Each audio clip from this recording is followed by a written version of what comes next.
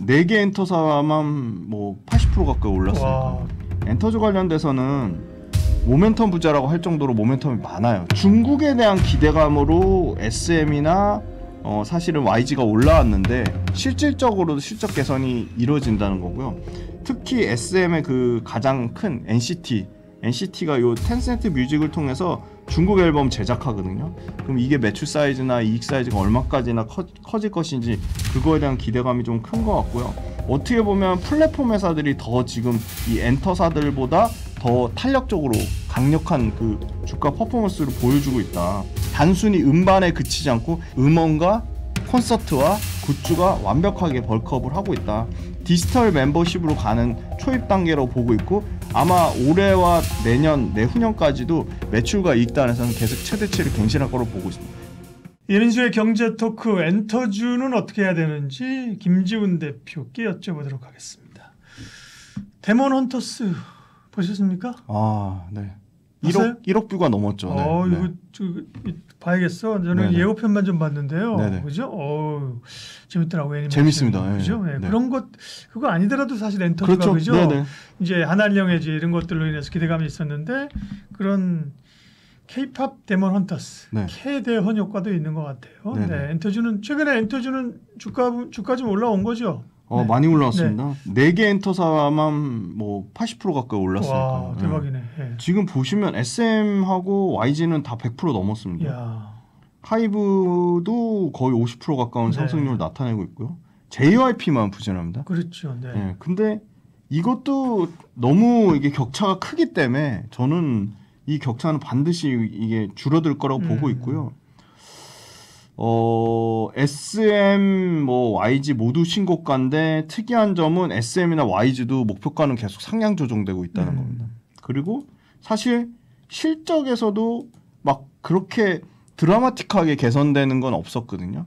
근데 최근에 JYP가 좀 실적이 나쁠 거라고 노이즈가 있었는데 어닝 컨센서스를 초과하는 실적이 나왔습니다. 연간 영업이익이 500억 넘게 나왔는데 엔터즈 관련돼서는 모멘텀 부자라고 할 정도로 모멘텀이 많아요. 중국 모멘텀만 있는 게 아니라. 그게 무슨 말이에요? 모멘텀 부재라고 할 정도로 모멘텀이 많다. 이게 무슨 말이에요? 그러니까 뭐 한학년 얘기는 한학년 그냥 기대감이고요. 실질적으로 엔터가 갖고 있는 기존의 우리 음반에서 완전히 이제 구조적으로 음원으로 바뀌는 그렇죠. 그리고 네. 콘서트로 바뀌는 그렇죠. 그다음에 이제 새롭게 굿즈 상품이 엄청나게 그렇죠. 잘 마진도 좋은데 매출 사이즈도 커지는 구조고요. 그다음에 드디어 이제 BTS 완전체가 아마 올해 말부터는 이제 같이 BTS 본격으로 내년인 것 같아요. 아, 내년이고 네. 불핑이 이제 올해. 불핑 이제 상반기고, 월드 네. 투어 시작하고요. 예, 예. 예. 그다음에 그 생각보다 알려지지 않아서 너무 안타까운 게 BTS급의 파급력 갖고 있는 게 JYP의 스트레이키즈거든요.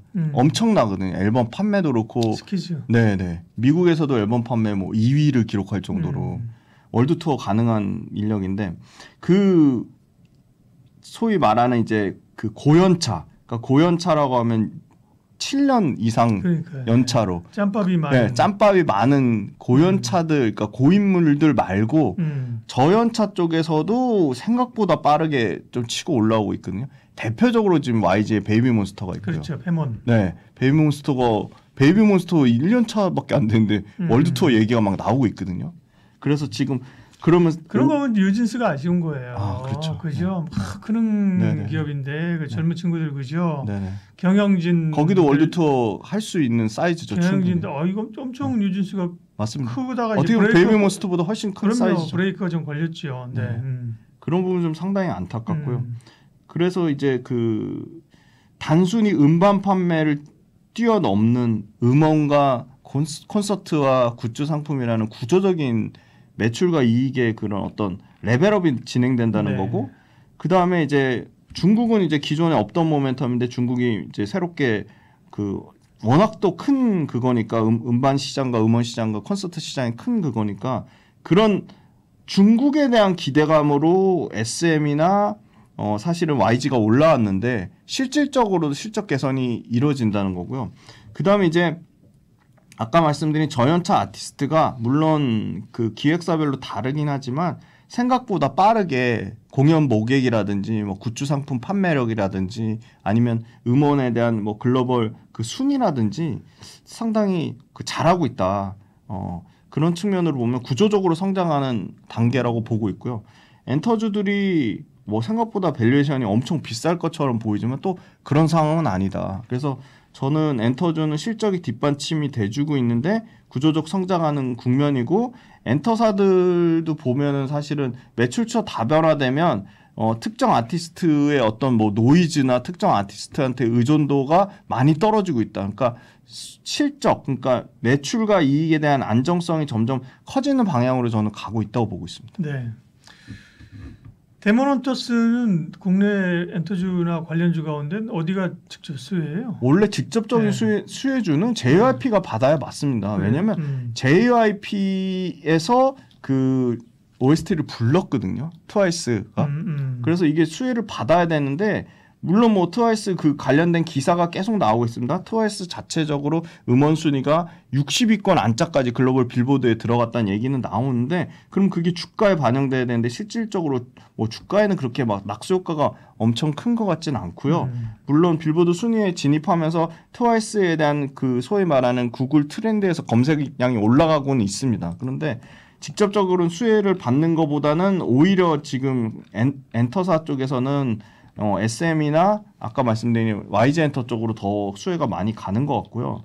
저는 이제 중요한 건 이 글로벌 파트너사들하고 협업하는 거, 특히나 텐센트 뮤직하고 K-팝 협력 강화가 나오면서 급격하게 SM이 좀 수혜를 급격하게 받는 걸로 보고 있고 특히 SM의 그 가장 큰 NCT가 요 텐센트 뮤직을 통해서 중국 앨범 제작하거든요.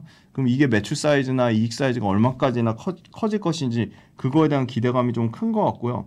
다 지금 보시면 디어유라든지 JYP 같은 경우는 JYP 360 이제 블루 게러지로 합쳐가지고 얘네가 영업이익 단으로 뭐 한 자릿수거나 적자거나 이랬는데 제일 부진한 게 JYP의 블루 게러지였는데 블루 게러지, 그러니까 소위 말하는 굿즈 상품을 만들고 그걸 기획하는 회사들이 두 자릿수대 영업이익률까지 올라왔고요. 팬 플랫폼을 하는 디어유, 노머스 이런 것들이 역대급 지금 주가를 보여주면서 어떻게 보면 플랫폼 회사들이 더 지금 이 엔터사들보다 더 탄력적으로 강력한 그 주가 퍼포먼스를 보여주고 있다. 그다음에 고르게 지금 성장을 하고 있습니다. 공연은 지금 7월 달에만 전년 대비 62% 증가하면서 연간 모객이 200만 명을 돌파를 했고요. 그다음에 이제 음원은 연간 지금 스포티파이 기준으로 전년 대비 거의 27% 정도 성장을 하고 있고 음반 역시도 7월 달 기준 초동 판매량이 470만 장으로 판매량 500만 장 돌파를 예상하고 성장률은 음반 단에서도 20% 넘는 성장. 음반과 음원, 공연 모두 20%대의 성장을 기록하고 있는데 여기에 그 저연차 지금 보시면 음원 같은 경우는 아까 말씀드린 음원 같은 경우는 베이비몬스터가 이게 네. 상당히 좋았고요.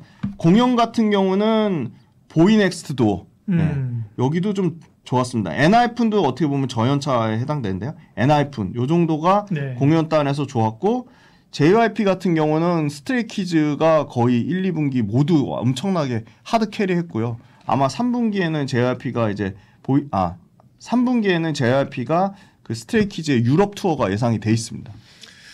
엔터주 얘기할 때 항상 어떤 기업을 토픽으로 관심 있으실까? 이게 팬덤하고도 관련된 거기 때문에 궁금한데 일단 밸류하고 실적 체크하고 관심 좀 하겠습니다. 네.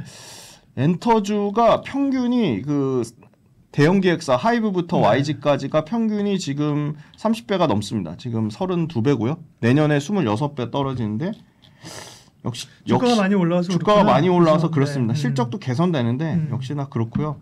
실적 한번 보겠습니다. JYP가 2분기에 어닝 서프라이즈 나오면서 다시 연간 영업이 1,600억 정도, 내년에 1,800억, 내후년에 2,000억 사이즈로 커지고요. 앞자리가 계속 바뀌죠.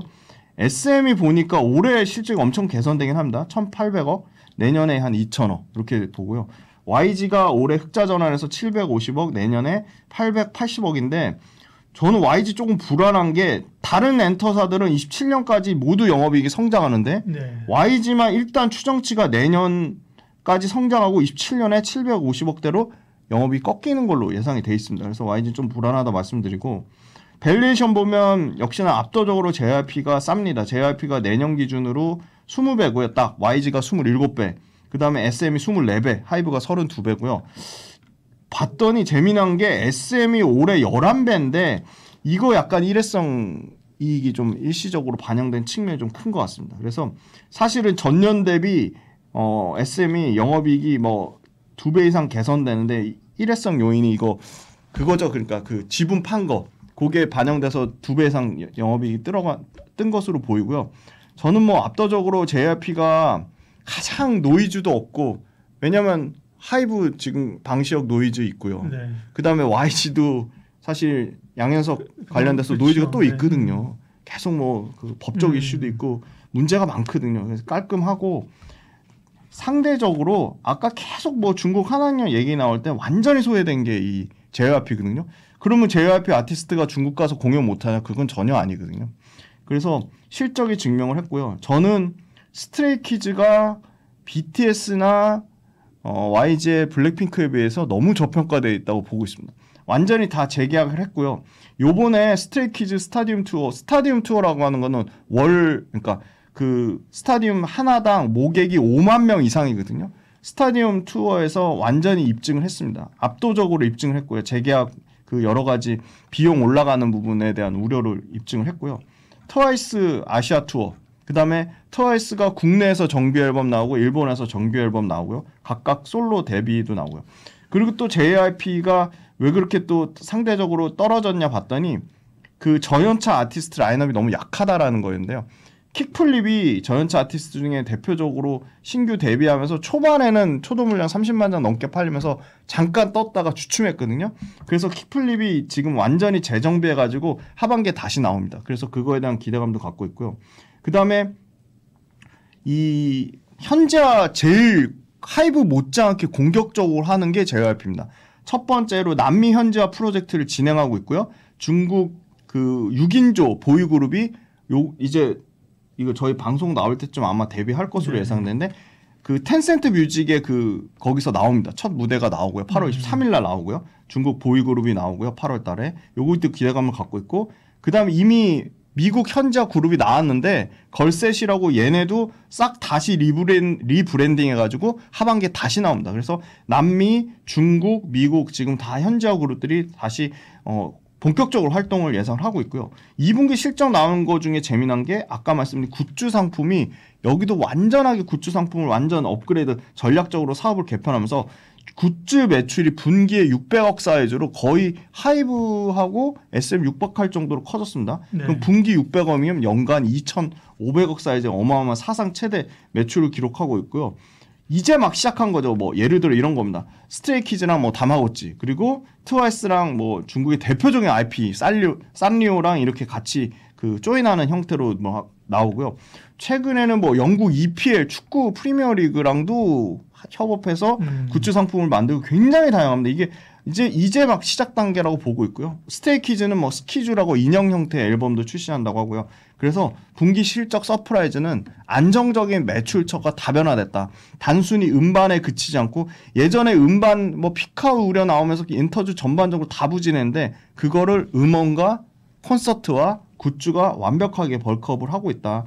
디지털 멤버십으로 가는 초입 단계로 보고 있고 당연히 스트레이키즈 관련된 부분을 잘 그 배합을 해서 얘네도 디지털로 유료로 멤버십이 나옵니다. 구독 모델이. 그래서 그거 유료 구독 디지털 멤버십에 대한 기대감도 팬즈라고 하는 그 유료 멤버십 수익 다각화까지 상당히 기대가 되고 아마 올해와 내후년까지도 매출과 이익단에서는 계속 최대치를 갱신할 거로 보고 있습니다. 그럼 약점이 뭐냐면 이익률이 떨어졌습니다. 이익률이 원래 30%대였거든요. 작년 기준으로 24년 영업이익률이 29.9%였는데 지금 24%대까지 떨어졌거든요. 그거에 대한 우려는 좀 있는 것 같은데 그것도 벌크업이 될 거라고 보는 이유는 뭐냐면 굿즈 상품이 진짜 전체 매출이 거의 20에서 30%까지 커졌는데 굿즈가 연간 영업이익률이 1%대에서 지금 올해 2분기에 그 블루게러지 영업이익률을 봤더니 11%까지 개선됐습니다. 그래서 구조적인 개선세를 나타내고 있다 엔터주 이렇게 말씀드리겠습니다. 그러니까 타픽은 JYP였던 거죠? 지금 맞습니다. 설명을 쭉 하셨는데 네. 근데 JYP가 새로운 IP 그죠? 저연차에 좀 반짝반짝하는 친구들이 없다. 뭐 이런 네네, 맞습니다. 지적도 있어요. 네네. 네. 그래서 그 킥플립에 대한 상당히 네. 악평이 많았는데요. 그게 다시 리빌딩돼서 나오고요. 그리고 JYP는 이 어떻게 보면 국내보다는 아까 말씀드린 라틴계 그룹이랑 그다음에 중국 보이그룹, 중국 6인조 보이그룹, 그다음에 방금 말씀드린 걸셋이라고 미국 현지악으로 여기에 조금 더 그 포커스를 맞추는 것 같고요. 지금 국내에서도 한 2개 정도 보이그룹이 지금 예상이 되고 있거든요. 아직 정확한 날짜까지는 예정이 나와 있진 않는데 그런 부분들이 아까 말씀드린 저연차에 대한 부진한 부분을 좀 벌크업하지 않을까 그렇게 보고 있습니다. 엔터줄은 그러니까 전반적으로 다 괜찮게 보는 거죠. 예? 네네네. 그런 가운데 탑픽을 꼽으라면 JYP 엔터. 네네네. 네. 사심이 들어간 건 아니죠. 전혀 아닙니다. 네, 아니고. 객관적으로 말씀드린 거고요. 그리고 SM이나 그 YG 같은 경우는 지금 다 신고가 영역입니다. 주가가 상당히 부담스러운 맞아요. 수준이고요. 못 오른, 사실 못 오른 네. 게 JYP죠. 뭐 못 오른 그 부분도 네. 있고요. 실적이 그렇다고 JYP가 SM이나 YG에 전혀 딸리지 않는 상황이라 말씀드리겠습니다. 그러니까 사심이란 뭐 혹시 특별히 트와이스를 좋아하냐 뭐 이런 거예요. 저는 스트레이키즈가 네. BTS급의 파급력이 있는데 너무 저평가돼 있어서 스트레이키즈를 열렬하게 응원하고 있습니다. 그렇군요. 네. 네. 경제 토크 엔터 이야기 JYP 엔터 김지훈 대표님 탑픽이었어요. 김지훈의 훈훈한 주식 김지훈 대표님 함께했습니다. 고맙습니다. 감사합니다.